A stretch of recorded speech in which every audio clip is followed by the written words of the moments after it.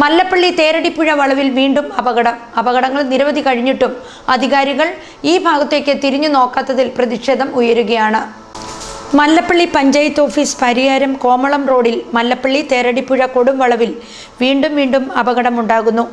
ഇവിടെ അപകടം ഒഴിവാക്കാൻ നടപടിയെടുക്കണമെന്ന ആവശ്യവുമായി നാട്ടുകാരും യാത്രക്കാരും രംഗത്തു വന്നിട്ടും യാതൊരു നടപടികളും എടുക്കാതെ അധികാരികൾ മൗനം ഭജിക്കുകയാണ്.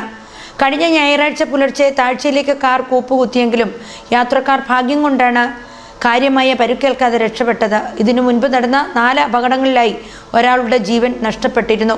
ചരക്കുമായി എത്തിയ വാൻ കുഴിയിലേക്ക് മറിഞ്ഞും പെട്ടിയോട്ടോ റോഡിൽ തന്നെ മറിഞ്ഞുമുണ്ടായ അപകടങ്ങളിൽ ഇരുവാഹനങ്ങളിലെ യാത്രക്കാർക്കും പരുക്കേറ്റിരുന്നു.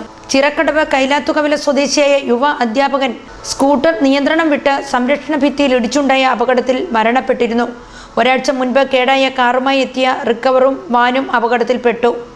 ഏതു സമയവും അപകടമുണ്ടാകുമെന്ന ഭീതിയിലാണ് ഇതുവഴി വാഹനങ്ങൾ കടന്നു പോകുന്നത്. അപകടം ഒഴിവാക്കാൻ മുന്നറിയിപ്പ് ബോർഡ് സ്ഥാപിക്കുമെന്ന താലൂക്ക് വികസന സമിതിയിൽ തീരുമാനമെടുത്തുവെങ്കിലും നാളെ ഇതുവരെയായി ഒന്നും ചെയ്തിട്ടില്ല. പല അപകടങ്ങളിലായി തകർന്ന സംരക്ഷണ ഭിത്തിയും കൈവരികളും ഇതുവരെ പുനഃസ്ഥാപിച്ചിട്ടില്ല. പരിയാരം ഭാഗത്തുനിന്ന് എത്തുന്ന വാഹനങ്ങൾ യാതൊരു തടസ്സവുമില്ലാതെ നേരെ താഴ്ചയിലേക്ക് മറിയുകയാണ് പതിവ്.